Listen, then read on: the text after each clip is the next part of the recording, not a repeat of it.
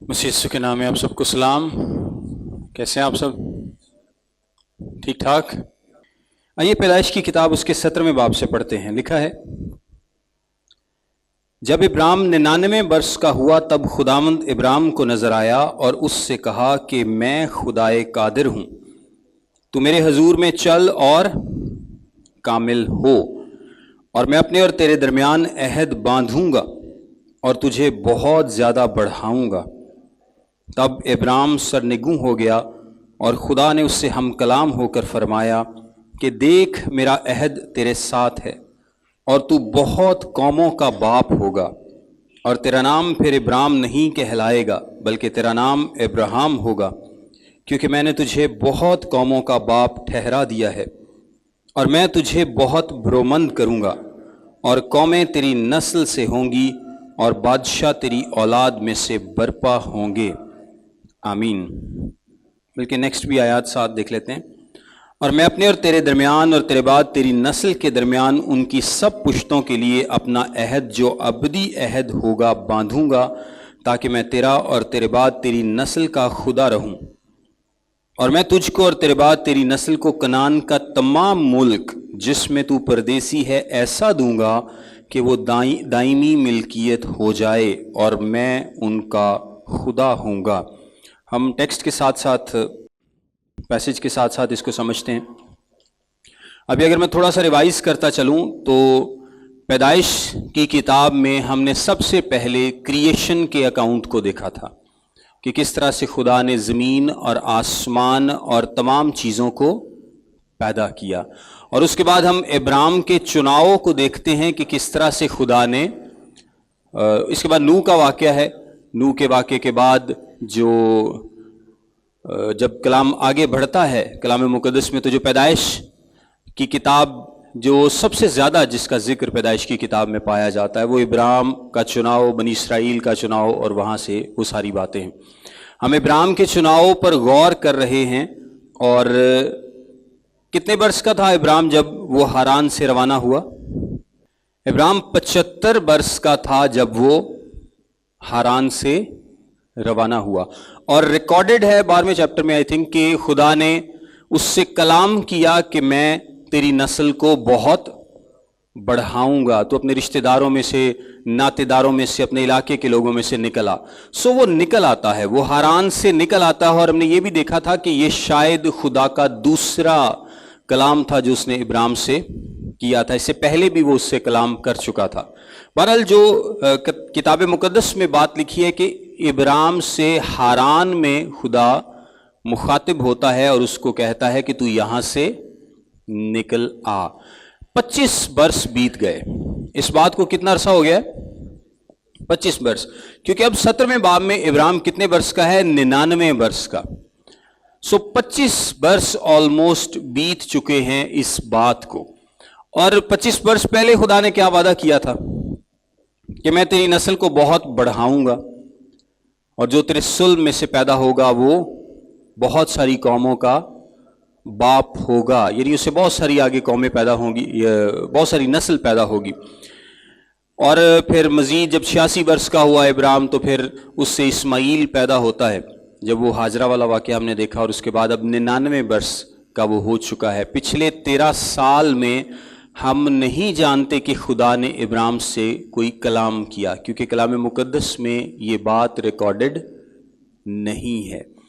یہی مانا جاتا ہے کہ پچھلے 13 سال میں ابرام فرمانبرداری سے خدا کے حضور چلتا رہا ہے، اس وعدے پر یقین کر کے، اس وعدے پر بھروسہ کر کے، خدا پر ایمان رکھ کر، لیکن خدا کی طرف سے اس کے ساتھ کوئی کلام نہیں ہوا۔ پھر جب وہ 99 برس کا ہوتا ہے، جب وہ 99 برس کا ہوتا ہے تب خدا اس سے دوبارہ سے ہم کلام ہوتا ہے۔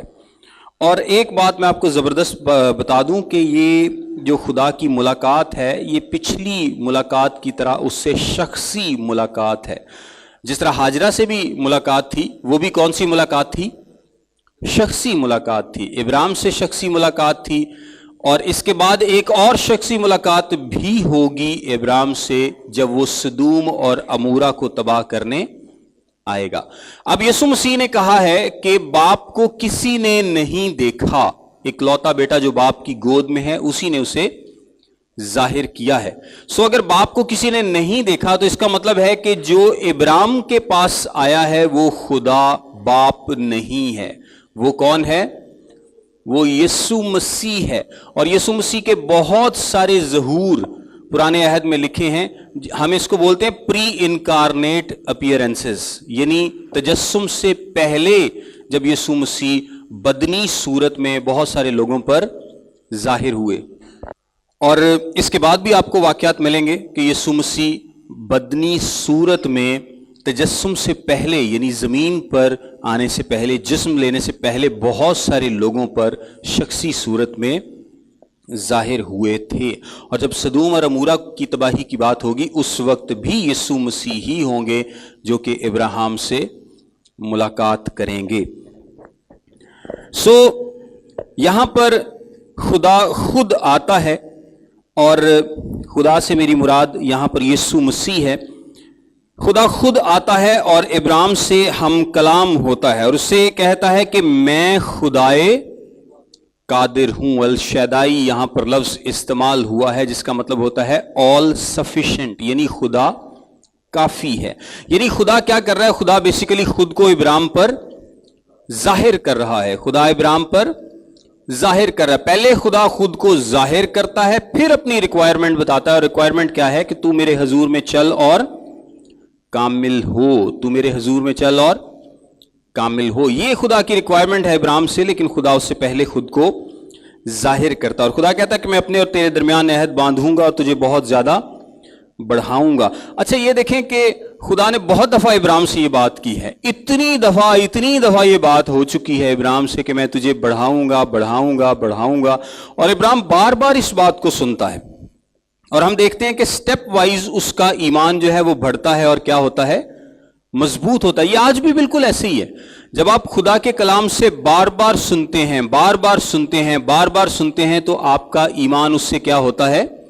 मजबूत होता है। क्योंकि खुदा का कलाम क्या कहता है? ईमान सुनने से पैदा होता है और सुनना मसीह के कलाम से।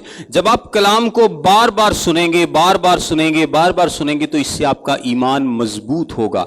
और आप देखें कि खुदा भी इब्राहिम से बार बार अपने वादे को दोहराता है। और ये बड़ी खूबसूरत बात है, ये कोई रेपिटिशन नहीं है। इब्राहिम को बार बार खुदा के मुंह से ये बात सुनकर खुशी होती होगी कि खुदा अपने वादे को भूला नहीं है।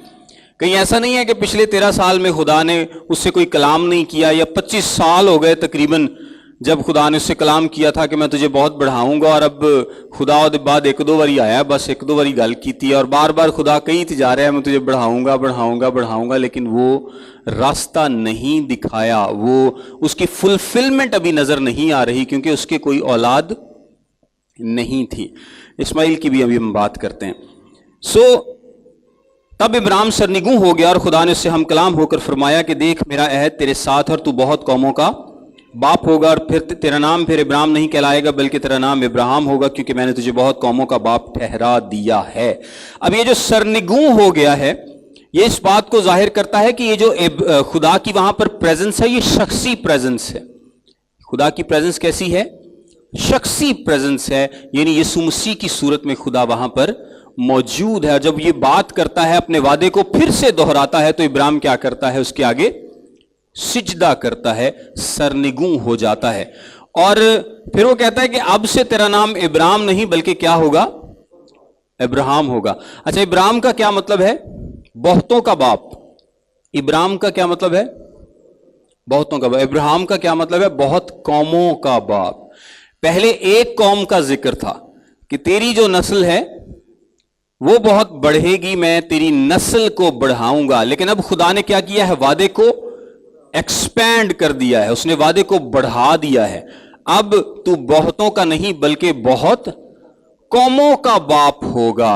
यानी ये देखें कि ये इंटरेस्टिंग भी है कि इब्राहिम के नाम का मतलब है बहुतों का बाप, और उसकी तो औलाद ही नहीं थी। खासतौर पर 86 वर्ष तक जब इस्माइल भी पैदा नहीं हुआ था तो उसके कोई औलाद नहीं थी। तो उस जमाने में जो नामों के मतलब हैं वो बड़े गहरे लिए जाते थे। आपको पता है खुदा ने कलाम मुकद्दस में कई लोगों के नाम तब्दील किए हैं, जिसमें इब्राहिम भी है, सारा भी है, पतरस भी है, आपको ये मिसालें मिलती हैं। سو ناموں کا ایک بڑا گہرا تعلق تھا، ایک گہرا مطلب تھا جب خدا ان کو چینج کرتا تھا. سو ایک ایسے شخص کا نام پہلے ہی ابراہیم ہے جس کے اولاد نہیں ہے اور اس کا مطلب ہے بہتوں کا باپ. تو یہ بڑا عجیب ہوگا اس کے لیے اس کلچر میں، مے بی کہ وہ خود سے سوچتا ہو کہ یار میرا نام ہے ہو رکھا ہے، بہتوں کا باپ تو ہے، میری اولاد ایک بھی نہیں کی. اور اب خدا نے بلکہ اس کے نام کو بدل کر کیا رکھ دیا ہے؟ بہت قوموں کا باپ، بہت قوموں کا باپ. اور جتنا وہ بوڑھا ہے وہ امید نہیں کر سکتا شاید کہ اب اس کے اور اولاد ہوگی. سو خدا اس کا نام تبدیل کرتا ہے، اس برکت کو بڑھاتا ہے اور بہت قوموں کو اس برکت میں، اس وعدے میں شامل کر دیتا ہے. اور آگے کیا لکھا ہے؟ قومیں تیری نسل سے ہوں گی اور بادشاہ تیری اولاد میں سے برپا ہوں گے. یعنی تیری اولاد میں سے قومیں ہوں گی، بادشاہ ہوں گے. صرف ایک نسل اور قوم نہیں بلکہ قومیں ہوں گی. اور نئے عہد میں ہمیں بڑی خوبصورتی سے پولس رسول بیان کرتا ہے کہ ہم بھی ابراہیم کے ساتھ اس وعدے میں شریک ہیں. یہ جو وعدہ ایکسپینڈ کیا گیا تھا، یہ وعدہ ہم پر کیسے پورا اترتا ہے؟ ہم اس وعدے میں کیسے شریک ہیں؟ ایمان سے. ہم اس وعدے میں کیسے شریک ہیں؟ ایمان سے. زور سے بولیں، ایمان سے شریک ہیں. یہودی اس وعدے میں کیسے شریک تھے؟ وہ نسلی طور پر اس وعدے میں شریک تھے، لیکن ہم ایمان سے اس وعدے میں شریک ہیں. ان کی بھی آگے بات کرتے ہیں کہ ان کے ساتھ خدا کا وعدہ کس طرح سے تھا. اور لکھا ہے اور میں اپنے اور تیرے درمیان اور تیرے بعد تیری نسل کے درمیان ان کی سب پشتوں کے لیے اپنا ہے جو ابدی عہد ہے باندھوں گا، اور میں تیرا اور تیرے بعد تیری نسل کا، تاکہ میں تیرا اور تیرے بعد تیری نسل کا خدا رہوں. یعنی یہ عہد صرف ابراہیم سے نہیں بلکہ اس کی اولاد کے ساتھ بھی ہے. خدا نے اس کے ساتھ عہد کیا، خدا بار بار دہراتا ہے، اور اب خدا بتا رہا ہے کہ اس عہد میں ایک قوم نہیں بلکہ بہت قوموں کا تو باپ ہوگا، بہت سارے بادشاہ تیری نسل میں سے ہوں گے، صلب میں سے ہوں گے یا اس وعدے میں شریک ہوں گے.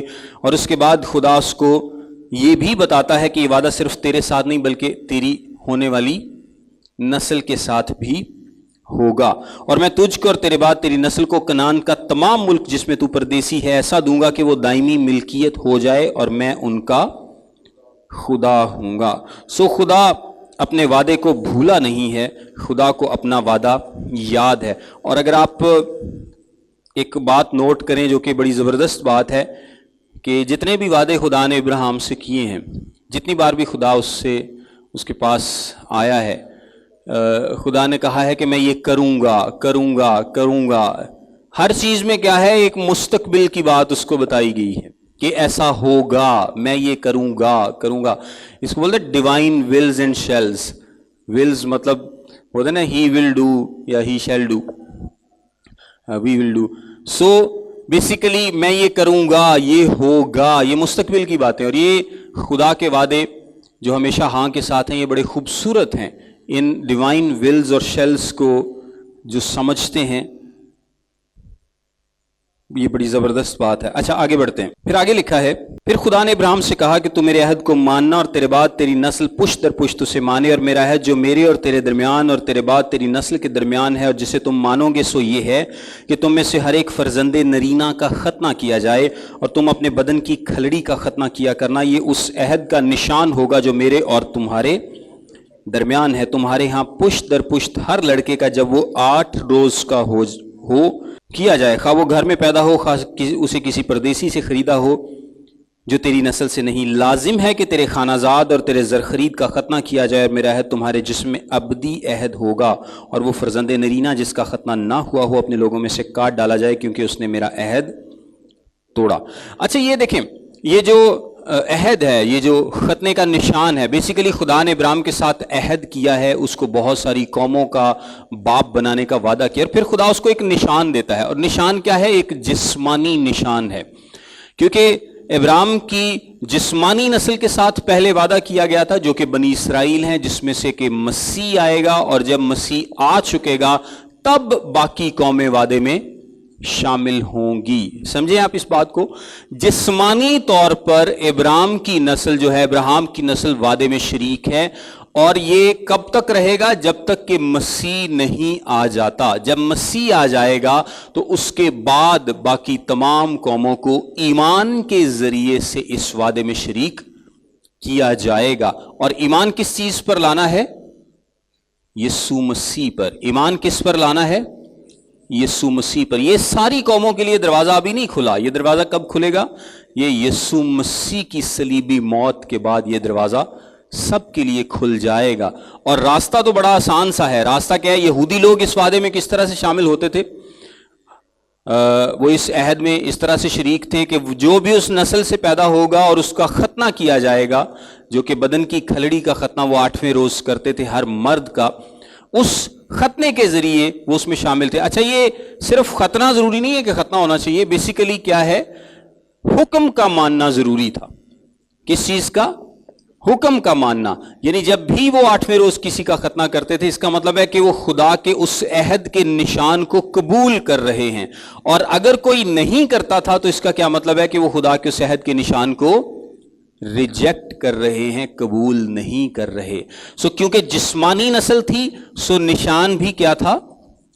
جسمانی تھا. نشان بھی کیا تھا؟ جسمانی تھا. اور پولس رسول بڑے زبردست طریقے سے اس کو ایکسپلین بھی کرتا ہے. اور میں اس کی بہت ساری وجوہات بھی ہیں، دو تین وجوہات میں آپ کو بتاتا ہوں. میڈیکل ریزنز بھی تھیں اس زمانے میں خدا نے جب یہ نشان دیا، کیونکہ بہت ساری بیماریاں پھیلتی تھیں، کیونکہ اس وقت کوئی ہائیجین کنڈیشنز اتنی اچھی نہیں تھی. یہ بھی ایک ریزن تھی. لیکن بیسیکلی جو اس کا روحانی طور پر مطلب یہ تھا کہ جسم پر بھروسہ نہیں کرنا. جسم پر بھروسہ نہیں کرنا. انسانی جسم کو صفائی کی ضرورت ہے، جو کہ روحانی صفائی کو ظاہر کرتا ہے. میں دوبارہ سے بتاتا ہوں کہ جسم سے جسم کا اتارنا اس بات کو ظاہر کرتا ہے کہ آپ جسم پر بھروسہ نہیں کر سکتے. You need cleansing. آپ کو پاکیزگی کی ضرورت ہے. آپ کو پاک اور صاف کیے جانے کی ضرورت ہے. یعنی تاڑی ایک سرجری کرن دی لوڑ ہے، تنو پاک کرنا پڑے گا. اس کا یہ جسمانی نشان ہے. اور پولس اس کو روحانی ختنے کے ساتھ کمپیئر کرتا ہے، جو کہ مسیح میں ہمارا ہوتا ہے. یعنی روحانی طور پر ہم پاک کیے جاتے ہیں. اس سے پاک کیا جانا مراد ہے. ختنے سے کیا مراد ہے؟ پاک کیا. بیسیکلی جسمانی نشان ہے. جسمانی طور پر جو کھلڑی اتاری جاتی ہے، اس سے بتایا جاتا ہے کہ آپ کو پاکیزگی کی ضرورت ہے. You need cleansing, you need holiness. یہ اس چیز کو ظاہر کرتا ہے. اور اس کے بعد نئے عہد میں ہمیں پھر سے اس کا روحانی مطلب کیا پتہ چلتا ہے؟ کہ ہمیں پاکیزگی کی ضرورت ہے. اور پاکیزگی ہمیں کہاں سے ملے گی؟ خدا کی طرف سے ملے گی. اور بلکہ میرے ساتھ ایک حوالہ دیکھیں، کلسیوں کا خط، اس کا 2 باب 11ویں آیت. کلسیوں 2 باب اور اس کی 11ویں اور 12ویں آیت میں لکھا ہے، اسی میں تمہارا ایسا ختنہ ہوا جو ہاتھ سے نہیں ہوتا. یعنی مسیح کا ختنہ جس سے جسمانی بدن اتارا جاتا ہے، اور اسی کے ساتھ بپتسمہ میں دفن ہوئے، اور اس میں خدا کی قوت پر ایمان لا کر جس نے اسے مردوں میں سے جلایا اس کے ساتھ جی بھی اٹھے. اور اس نے تمہارے بھی جو اپنے قصور اور جسم کی نامختونی کے سبب سے مردہ تھے، تمہیں بھی جو اپنے قصور اور جسم کی نامختونی کے سبب سے مردہ تھے اس کے ساتھ زندہ کیا، اور ہمارے سب قصور معاف کیے. اچھا، یہاں پر 2 اسکول آف تھاٹس پائے جاتے ہیں. میں دونوں آپ کو بتاتا ہوں. پولس کہیں بھی کلیئرلی ختنے کو اور بپتسمے کو ریلیٹ نہیں کرتا. ٹھیک ہے، وہ بہت ساری مثالیں اس کے تعلق سے دیتا ہے، لیکن جو بچوں کو بپتسمہ دیتے ہیں ان کا ماننا یہ ہے کہ پرانے عہد کا نشان کیا ہے؟ ختنہ ہے، اور نئے عہد میں وہ نشان کیا ہے؟ بپتسمہ ہے. وہ یہ مانتے ہیں کہ چونکہ بچوں کا ختنہ کیا جاتا تھا، اس لیے بچوں کا ہی بپتسمہ ہونا چاہیے. ختنے کے ذریعے سے وہ عہد میں شامل ہوتے تھے، اور وہ یہ مانتے ہیں کہ بپتسمے کے ذریعے بچے جو ہے نئے عہد میں شامل ہوتے ہیں. اور جو دوسرا اسکول آف تھاٹ ہے اس کے تعلق سے، جو کہ بچوں کو بپتسمہ نہیں دیتے، وہ یہ ہے، وہ کہتے ہیں کہ یہ نشان نہیں ہے. بپتسمہ کیا ہے؟ ختنے کی طرح کا نشان نہیں ہے. اور چونکہ وہ جسمانی طور پر عہد میں شامل ہو رہے تھے اس لیے کوئی دوسرا اس نشان کو پرفارم کرتا تھا. بچہ خود تو نہیں کر سکتا نا, سو کوئی دوسرا اس کو ختنے کو کرتا تھا اور وہ جسمانی طور پر اس عہد میں شامل ہوتے تھے. لیکن مسیح کے عہد میں کس طرح سے لوگ شامل ہوتے ہیں؟ روحانی طور پر, اور چونکہ وہ ایمان سے شامل ہوتے ہیں نسلی طور پر نہیں, تو اس لیے جب تک وہ ایمان لائیں گے نہیں وہ اس عہد میں شامل نہیں ہو سکتے. جو کہ لاجیکل بھی ہے کہ جب تک آپ ایمان نہیں لائیں گے آپ ایمان کے عہد میں شامل نہیں ہو سکتے. جب تک آپ, یعنی پرانا عہد کیا ہے کہ آپ جسمانی طور پر عہد میں شامل ہیں, باقی تو شامل ہی نہیں تھے. جو ابراہیم کی نسل سے ہے اور جس کا ختنہ ہوگا صرف وہ عہد میں شامل ہوگا. اور یہاں پر جو ایمان سے شامل ہو رہے ہیں وہ ایمان سے کیسے شامل ہو رہے ہیں؟ جب وہ ایمان لے کر آتے ہیں تب وہ اس عہد میں شامل ہوتے ہیں. اور یہاں پر ایک بلکہ اور میرے ساتھ آیت دیکھ لیں, رومیو کا خط اس کا 9واں باب اور اس کی 8ویں آیت. یہاں پر لکھا ہے یعنی جسمانی فرزند خدا کے فرزند نہیں بلکہ وعدے کے فرزند نسل گنے جاتے ہیں. کون سے فرزند؟ وعدے کے فرزند. اب یہاں پر خدا نے ایک نشان دیا تھا یہودیوں کو کہ ختنہ ایک نشان ہے جس سے تم وعدے میں شامل ہوگے, لیکن اس کے پیچھے جو بات ہے, جو کلام تھا, وہ بیسیکلی کیا ہے کہ وہ ایمان رکھیں گے, خدا پر بھروسہ رکھیں گے, خدا پر کامل بھروسہ رکھیں گے. ایک جسمانی نشان تو ضرور پرفارم کریں گے لیکن اس کے پیچھے کیا ہے؟ خدا پر کامل بھروسہ رکھنا ہے اور اپنی زندگیوں کو اس طرح سے ترتیب دینا ہے جس طرح سے خدا چاہتا ہے. سو یہودیوں نے نشان کو اتنی زیادہ پریفرنس دے دی کہ وہ یہ سوچتے تھے کہ بس جس کا ختنہ ہو گیا وہ یہودیت میں شامل ہو گیا ہے, وہ ہن پکا بچیا. ایمان اور باقی چیزیں, یسوع مسیح نے ان کو نہیں کہا تھا کہ تسی سونف تے پودینے تے دہ یکی دیندے اور ایمان اور محبت, ان بڑی بڑی باتوں کو تم نے چھوڑ دیا ہے, تم ان پر توجہ نہیں کرتے, چھوٹی چھوٹی باتوں پر تم توجہ کرتے ہو. وہ یہ سمجھتے تھے کہ بس ختنہ ہو گیا, جسمانی طور پر ہم ابراہیم کی نسل ہیں, جس طرح وہ یسوع مسیح کو بھی کہتے ہیں کہ ہم تو ابراہیم کی اولاد ہیں. خدا یسوع مسیح نے کیا کہا؟ خدا چاہتا تو پتھروں سے اس کے لیے اولاد پیدا کر سکتا تھا. تم اپنے باپ ابلیس سے ہو. اور یہ یسوع مسیح نے کسے کہا ہے؟ یہودیوں کو. ان یہودیوں کو جو یسوع پر ایمان نہیں لا رہے. اس کا مطلب یہ ہے کہ صرف ختنہ کرانے سے وہ اس ابدی وعدے کا حصہ نہیں بن سکتے جب تک کہ وہ ایمان نہیں لاتے یسوع مسیح کے آنے کے بعد یسوع مسیح پر, اور اس سے پہلے بھی جب تک وہ راست بازی کی زندگی نہیں گزارتے وہ اس عہد کا حصہ نہیں ہوں گے, چاہے ان کا ختنہ ہوا ہو. آپ سمجھیں اس بات کو. یہودی سمجھتے ہیں کہ جی میرا کیونکہ ختنہ ہو گیا میں عہد میں شامل ہوں, ہون تے مینوں جنت تو کوئی ڈاک ہی نہیں سکتا. اور وہ تو یہاں تک کہتے ہیں کہ ابراہیم جو ہے, یہ ایک روایت ہے یہودی روایت, کہ وہ آسمان پر جو جنت کا دروازہ نا اس کے اوپر بیٹھے ہوں گے, اور اگر کوئی یہودی وہاں سے گزرنا چاہے گا, سوری جہنم کے دروازے کے پاس, تو اگر کوئی یہودی ادھر کو جانا چاہے گا تو وہ اس کو روکیں گے اور وہ اس کو جنت کی طرف موڑیں گے. کچھ اس طرح سے روایت ہے ان کی. یہ آپ نے اس طرح کی سنی ہوگی ملتی جلتی کہیں اور بھی, لیکن یہ بیسیکلی یہودی روایت ہے. تو وہ اتنا زیادہ ان کو فخر تھا. اور فخر کیا ہے؟ پولس اس کو بڑا خوبصورتی سے بیان کر دیا, یہ سارا جسمانی فخر ہے کہ جی میں کیونکہ جسمانی طور پر یہودی ہوں, میرا ختنہ ہوا ہوا اس لیے میں عہد میں شامل ہوں, میں تو جناب بادشاہی میں گیا ہی گیا. لیکن یسوع مسیح کہتے ہیں کہ انج نہیں. بے شک آپ جسمانی طور پر ابراہیم کی نسل ہیں, فرزند ہیں, لیکن روحانی طور پر نہیں. سو کیا یہاں پر لکھا ہے؟ آیت میں کیا لکھا تھا؟ دوبارہ پڑھتا ہوں. کیونکہ جسمانی فرزند خدا کے فرزند نہیں بلکہ وعدے کے فرزند نسل گنے جاتے ہیں. اور یہ وعدہ کا فرزند کیسے بنتا ہے؟ انسان ایمان سے بنتا ہے. کیسے؟ ایمان سے. اور یسوع مسیح کے آنے سے پہلے وعدے کا فرزند کیسے تھا؟ جو راست بازی کی زندگی گزارتا تھا. جس طرح زکریا اور الشبا کے حق میں کہا گیا, وہ یسوع پر تو ایمان نہیں لاتے تھے نا, لیکن کیا کہا گیا کہ وہ دونوں راست باز تھے.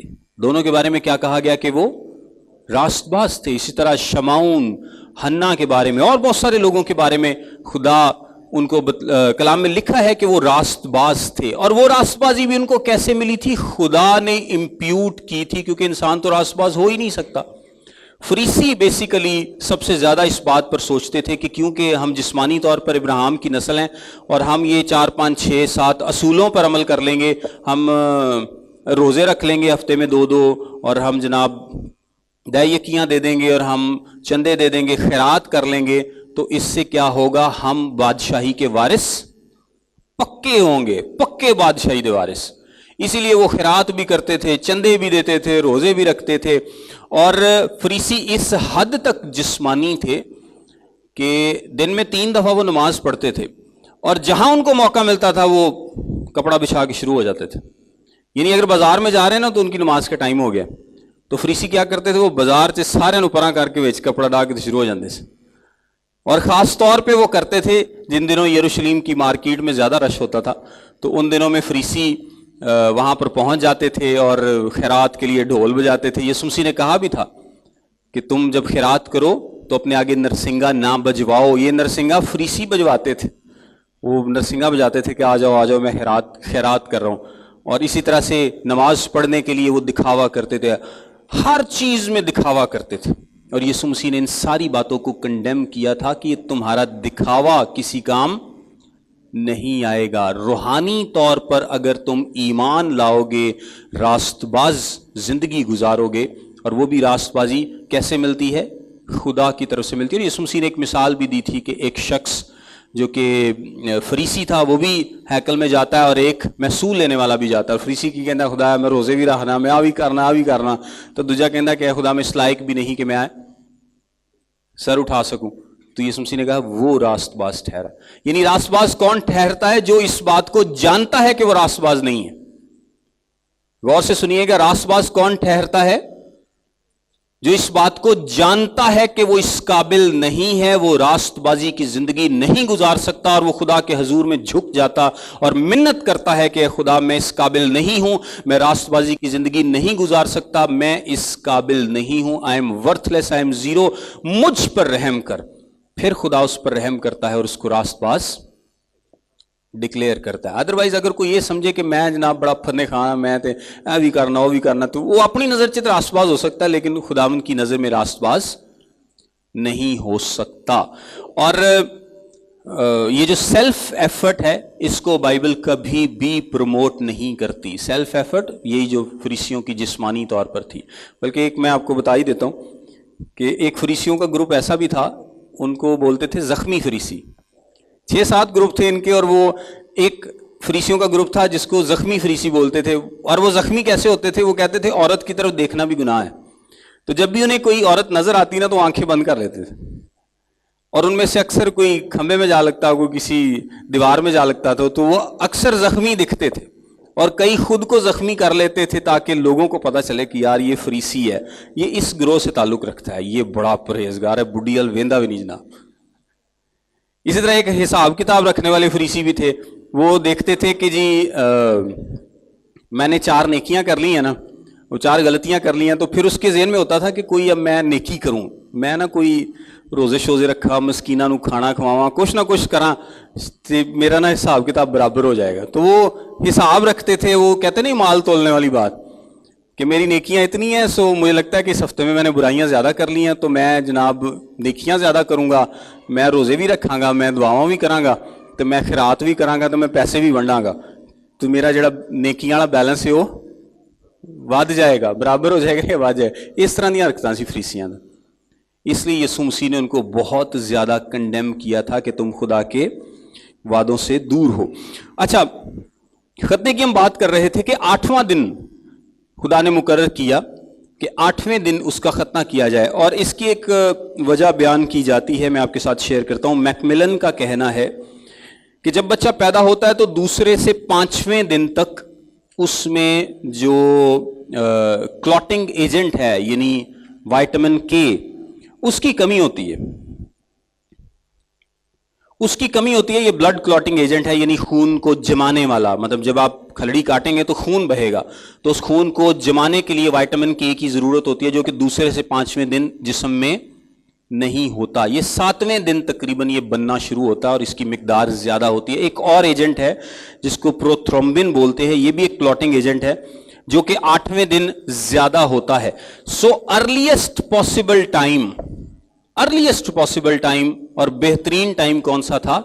8वां दिन जब आप लड़के का खतना करेंगे और वो क्लॉटिंग के जरिए ब्लड ज्यादा नहीं बहेगा और फौरन क्या होगा, रुक जाएगा। दूसरे दिन करेंगे, तीसरे दिन, 5वें दिन, तो उससे क्या है, ब्लड का नुकसान हो सकता है, ब्लड के बह जाने का डर है और ये सेहत के लिए खतरनाक हो सकता था।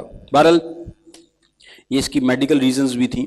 सो खुदा ने एक निशान मुकर्रर किया और ये निशान क्या था, ताबेदारी करनी थी। अब इसे नेक्स्ट देखते हैं। और खुदा ने इब्राहिम से कहा, सारी जो तेरी बीवी है उसको सारी ना पुकारना, उसका नाम सारा होगा और मैं उसे बरकत दूंगा और उससे भी तुझे एक बेटा बख्शूंगा। यकीनन मैं उसे बरकत दूंगा कि कौमें उसकी नस्ल से होंगी और आलम के बादशाह उससे पैदा होंगे। अब सारी का क्या मतलब है, मेरी औरत या मेरी शहजादी। सारी का क्या मतलब है, मेरी औरत या मेरी शहजादी। और सारा का क्या मतलब है,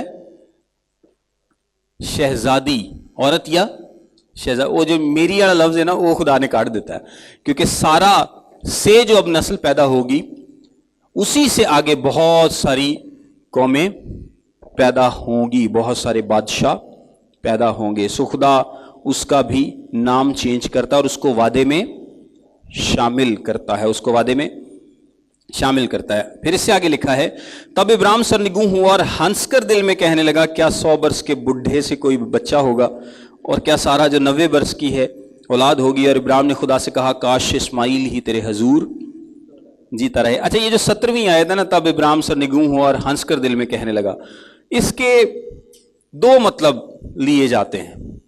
हस्या ते है इब्राहिम, खुदा ने उन्होंने कहा कि खुदा 25 साल तो उन्होंने कहन दिया कि तेरे बच्चा आएगा, बच्चा आएगा, बच्चा आएगा। हुण फिर खुदा ने क्या है कि सारा दे भी होएगा और तेरे होएगा, लेकिन सारा तो होएगा। उन्होंने देखा सारा 90 वर्ष दी और मैं 99 वर्ष का हूं, तो इन्ने सालां च कुछ होया को नहीं।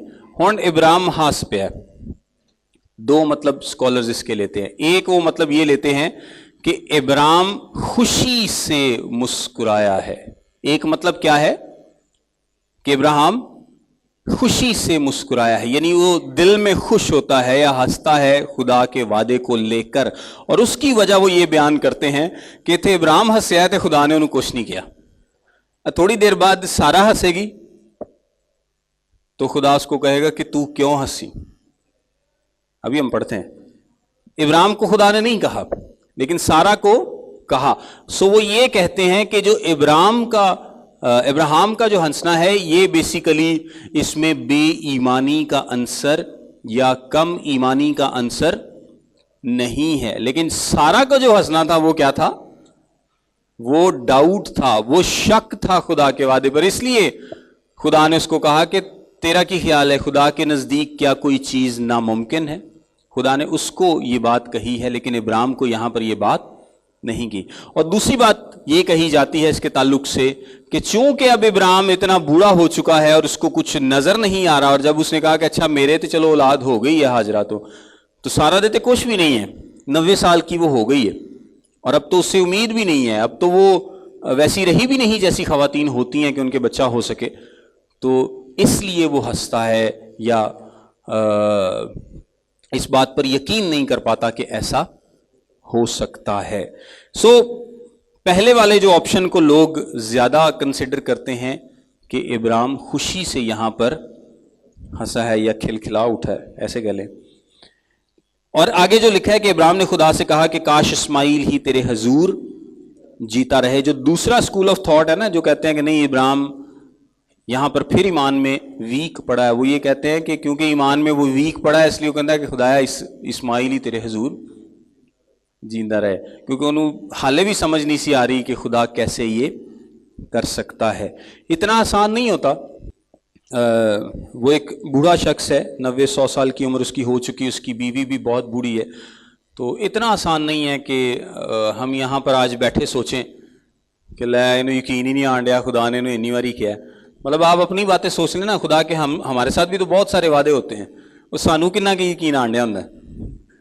हम तो अक्सर परेशान होते हैं छोटी छोटी चीज़ों को लेकर, छोटी छोटी बातों को लेकर परेशान होते हैं, किवें होएगा, किंज होएगा, बड़ी परेशानी लगी मैनू। 17वीं आयत में लिखा है, 19वीं आयत में, तब खुदा ने फरमाया कि बेशक तेरी बीवी सारा के तुझसे बेटा होगा, तो उसका नाम इसहाक रखना, और मैं उससे और फिर उसकी औलाद से अपना है जो अब्दी अहद है बांधूंगा। और इस्माइल के हक में भी मैंने तेरी दुआ सुनी, देख मैं उसे बरकत दूंगा और उसे ब्रोमंद करूंगा और उसे बहुत बढ़ाऊंगा, और उससे 12 सरदार पैदा होंगे और मैं उसे बड़ी कौम बनाऊंगा। लेकिन मैं अपना अहद इसहाक से बांधूंगा जो अगले साल इसी वक्त मुअय्यन पर सारा से पैदा होगा। और जब खुदा इब्राहिम से बातें कर चुका तो उसके पास से ऊपर चला गया। तब इब्राहिम ने अपने बेटे इस्माइल को और सब खानाजादों और अपने सब जर खरीदों को, यानी अपने घर के सब मर्दों को लिया, और उसी रोज़ खुदा के हुक्म के मुताबिक उनका खतना किया। इब्राहिम 99 बरस का था जब उसका खतना हुआ, और जब उसके बेटे इस्माइल का खतना हुआ तो वो 13 बरस का था। इब्राहिम और उसके बेटे इस्माइल का खतना एक ही दिन हुआ, और उसके घर के सब मर्दों का खतना खानाजादों और उनका भी जो परदेशियों से खरीदे गए थे उसके साथ हुआ। सो इब्राहिम फौरन खुदा के हुक्म पर अमल करता है। 18वां बाब देखें, लिखा फिर खुदा ममरे के बलूतों में उसे नजर आया, और वो दिन को गर्मी के वक्त अपने खेमे के दरवाजे पर बैठा था, और उसने अपनी आंखें उठाकर नजर की और क्या देखता है कि 3 मर्द उसके सामने खड़े हैं। इसमें से 2 फरिश्ते हैं और एक कौन है? खुदा यीशु मसीह। वो उनको देखकर खेमे के दरवाजे से उनसे मिलने को दौड़ा और जमीन तक झुका और कहने लगा, ऐ मेरे खुदावंद, अगर आप मुझ पर आपने करम की नजर की है तो अपने खादिम के पास से चले ना जाएं, बल्कि थोड़ा सा पानी लाया जाए और आप अपने पांव धो कर उस दरख्त के नीचे आराम करें। मैं कुछ रोटी लाता हूं, आप ताज़ा दम हो जाएं, तब आगे बढ़ें, क्योंकि आप इसीलिए अपने खादिम के यहाँ आए हैं। उन्होंने कहा, जैसा तूने कहा है वैसा ही कर। ये सिंपल टेक्स्ट है, सो इसलिए मैं इसको पढ़ रहा हूँ, मैं इसको एक्सप्लेन भी करता हूँ। और इब्राहिम डेरे में सारा के पास गया और कहा कि 3 पैमाने बारीक आटा जल्द ले और उसे गूंद कर फुलके बना। और इब्राहिम गले की तरफ दौड़ा और एक मोटा ताज़ा बछड़ा लाकर एक जवान को दिया, और उसने जल्दी जल्दी उसे तैयार किया। फिर उसने मक्खन और दूध और उस बछड़े को जिसने पकवाया था लेकर उनके सामने रखा, और आप उनके पास दरख्त के नीचे खड़ा रहा और उन्होंने खाया।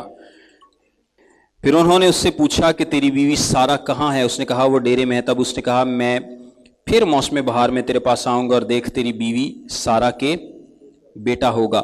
अच्छा, यहाँ देखें कि जब ये वाक़या हुआ है कि 3 मर्द इब्राहिम के पास आते हैं और वो फिर कहते हैं कि मैं तेरे पास आऊँगा और सारा के क्या होगा?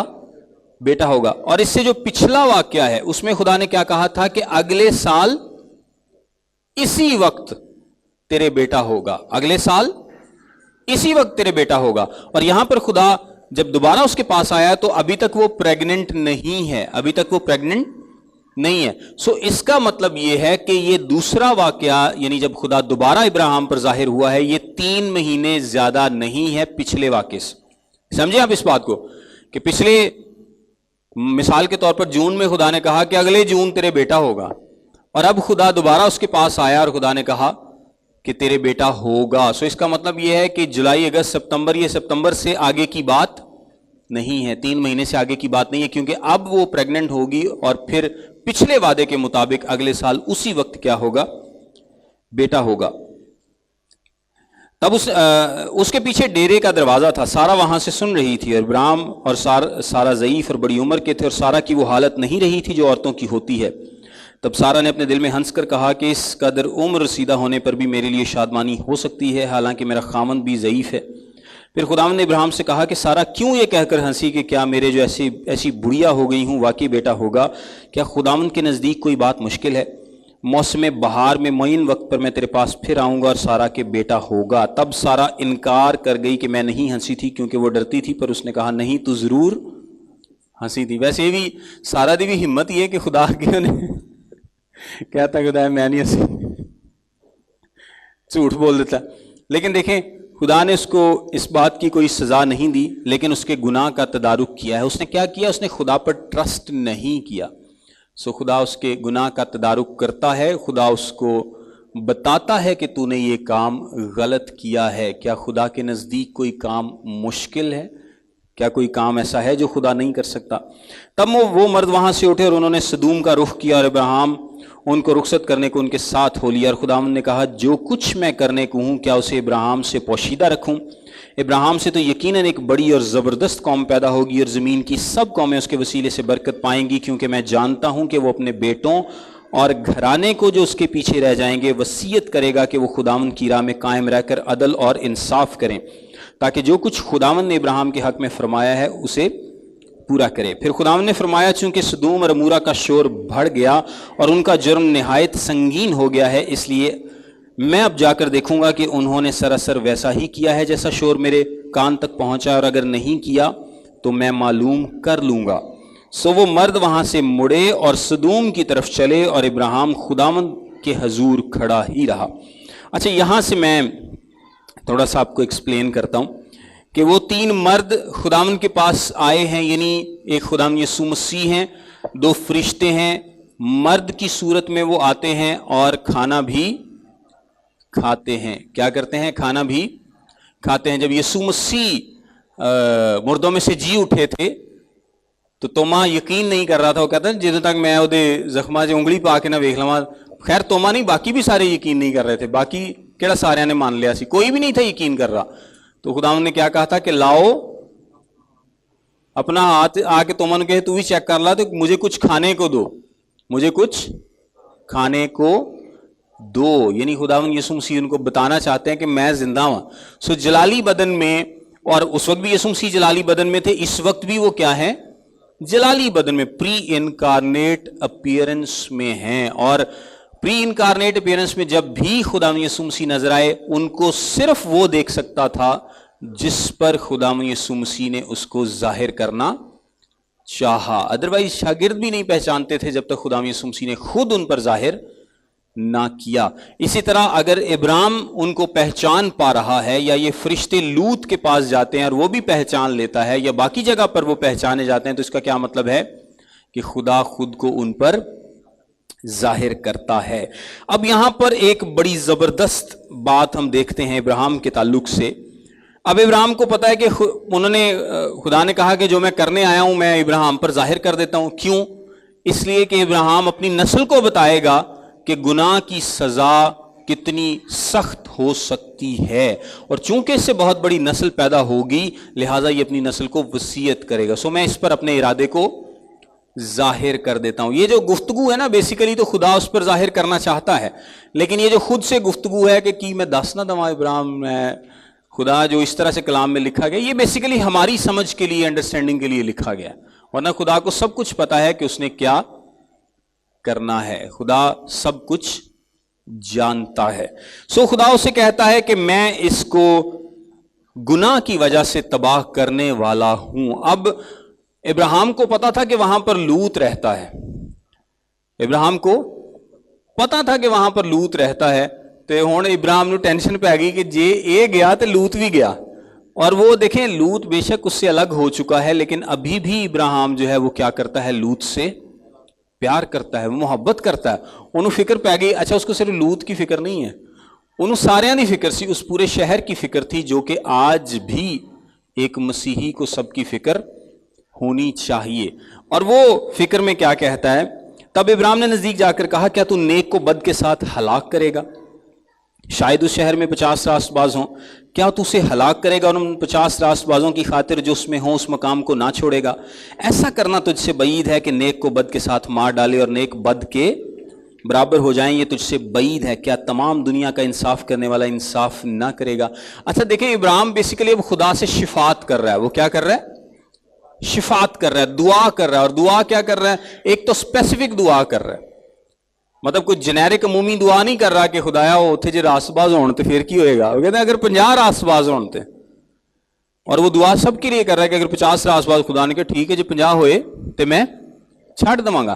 کیونکہ ابراہیم خدا کو کیا بات یاد دلا رہا ہے؟ ویسے تو خدا کو یاد دلانے کی ضرورت نہیں، لیکن وہ کیا دعا کر رہا ہے کہ خدایا تو نیک کو بد کے ساتھ ہلاک نہیں کرتا، یہ تیرے اصولوں کے خلاف ہے۔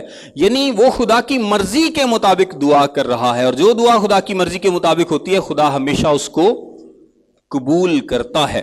سو ابراہیم خدا کی مرضی کے مطابق کہتا ہے کہ تو نیک کو بد کے ساتھ کیسے ہلاک کر سکتا ہے؟ شاید وہاں پر 50 راست باز ہوں۔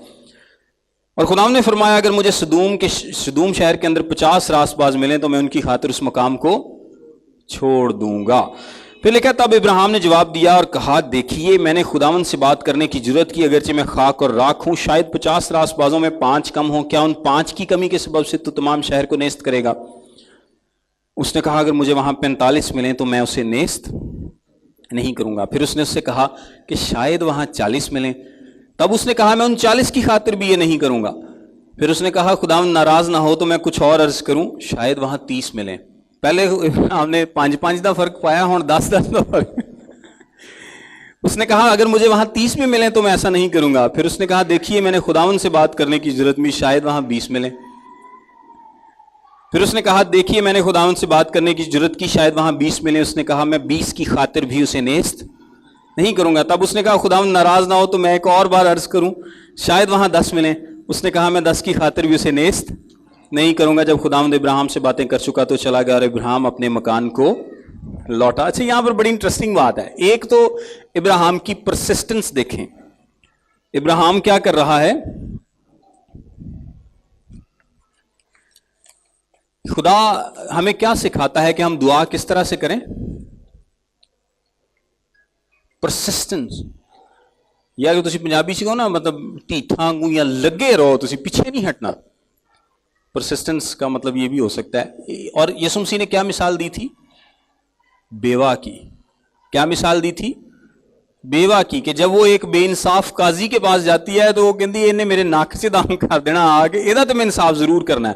تو مثال دینے کا مطلب کیا تھا کہ اگر بے انصاف قاضی بار بار بیوہ کے آنے پر اس کی بات سن لیتا ہے تو جو خدا انصاف کرنے والا ہے وہ تمہاری کیوں نہ سنے گا؟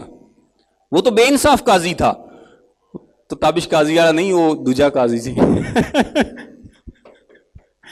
وہ بے انصاف قاضی تھا اور اس نے دعا سن لی. جب بار بار اس سے کہا گیا, اس سے ریکویسٹ کی گئی, تو خدا جو انصاف کرنے والا ہے, جو انصاف پسند ہے, وہ تمہارے بار بار پرسسٹنٹ دعا کرنے سے کیوں نہیں سنے گا؟ یہاں پہ دیکھیں ابراہیم اسی طرح سے دعا کر رہا ہے, خدایا 50 45 40 30 20 10, وہ پیچھے نہیں ہٹ رہا, وہ لگا. اور خدا کی زبردست بات کیا ہے کہ خدا تانگ نہیں آیا. ابراہیم نے سٹاپ کیتا ہے, خدا نے نہیں کیتا. آپ یہاں پر نوٹ کریں تو ابراہیم آپ رک گیا ہے, خدا نہیں رکا. شاید وہ 5 دی گل کر لینا, 4 2 دی اگے چلدا تے صحیح, لیکن ابراہیم رک گیا ہے.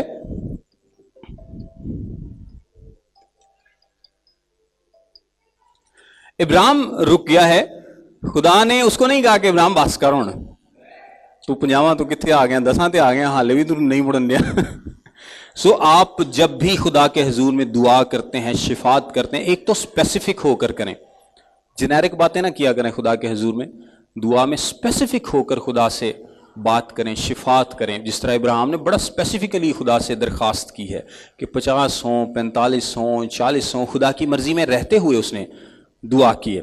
اور دوسرے نمبر پر دعا کرتے رہیں. خدا آپ کی دعاؤں سے تنگ نہیں آتا, خدا دعا سے تنگ نہیں آئے گا. نہ اس نے ابراہیم کو کہا کہ ابراہیم بس کر یار, تو کتھوں تریا ہے تے کتھے آ گیا ہوں, یہ دو اگے نہیں جانا. ابراہیم خود خاموش ہوا. اور کہا جاتا ہے کہ 10 پہ ہی آ کے وہ کیوں رک گیا؟ وہ 5 تے آ جاندہ, تھوڑا اور تھلے آ جاندہ. تو کچھ لوگوں کا خیال ہے کہ 4 لوگ تو تھے, یعنی لوط, اس کی بیوی اور 2 بیٹیاں. 4 لوگ تو یہ تھے جو کہ ابراہیم کی نظر میں راست باز تھے. اور نیا عہد نامہ بھی لوط کو راست باز بتاتا ہے. لیکن ابراہیم کا انہوں نے کہا کہ سوچا, میں بھی ابراہیم نے سوچا ہوگا کہ انہیں عرصے دا اتھے رہن دیا, کوئی 6 جانا تو انہیں بچائیاں ہی ہون گیا نا, کوئی 10 تے ہون گئی کم از کم. مطلب کچھ 6 لوگوں پہ تو اس نے کو اپنا اثر چھوڑا ہوگا سدوم اور عمورہ میں. شاید 6 لوگ اس کی وجہ سے بچ گئے ہوں, راست بازی کی زندگی گزار رہے ہو, یا خدا پر ایمان لے آئے ہوں. سو اینا کے نمبر تھلے لے آیا میں کہ اتھے لگتا بچت ہو جائے گی. لیکن لوط بھائن دا بھی کوئی حال نہیں سی, ایک بھی نہیں سی کنورٹ کیتا. وہ جڑے اپنے 4 سن نا وہ بھی مساں بچے نے, بلکہ انہاں سے بھی بیگم جاندی رہی, بلکہ خود بھی اس کا بڑا برا حال ہوا, جو آگے جا کر ہم ایک واقعہ دیکھتے بھی ہیں. سو کیوں لوط کے ساتھ ویسے ایسا کیوں تھا؟ آپ اگلا چیپٹر اس کو خود پڑھ لیجئے گا کیونکہ ہمارے پاس ٹائم تھوڑا ہے, لیکن میں بتا دیتا ہوں کہ اس کے بعد ہم لوط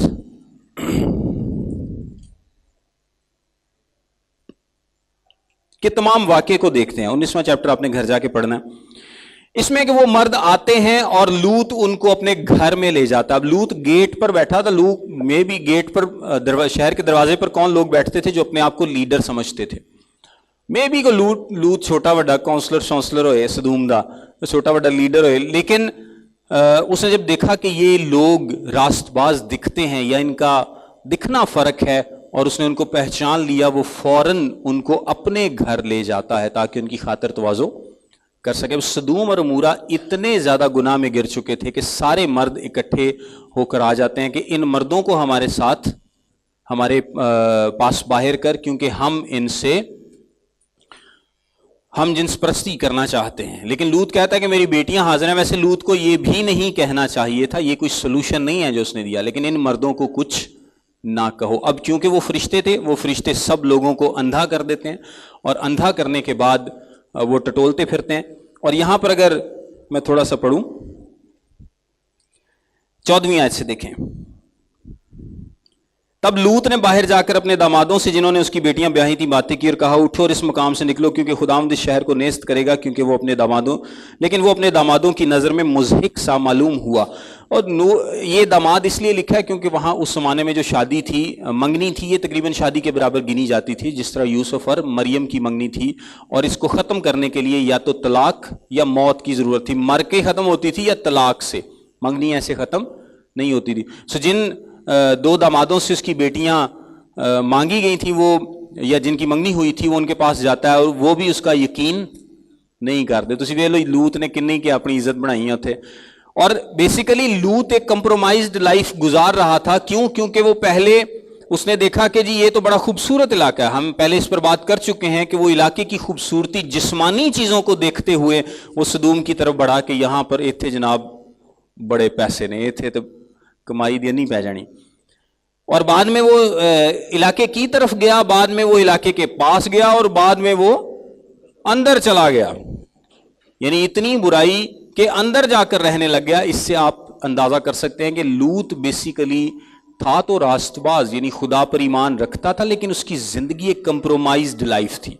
आप इसको एक तरह से वेस्टेड लाइफ भी कह सकते हैं। अगर आप ईमानदार हैं, आप खुदावंद के लिए कुछ भी नहीं करते, इवन के अपने लिए भी कुछ नहीं करते, तो कलाम क्या लिखा है कलाम में कि वो खुद तो बच जाएगा मगर जलते जलते। कुरंथियों के खत में लिखा है, यानी आप खुद तो बच जाएंगे, लेकिन ये लाइफ एक तरह की आप इसको कह सकते हैं wasted life for this purpose, मतलब कुछ किसी काम नहीं आई।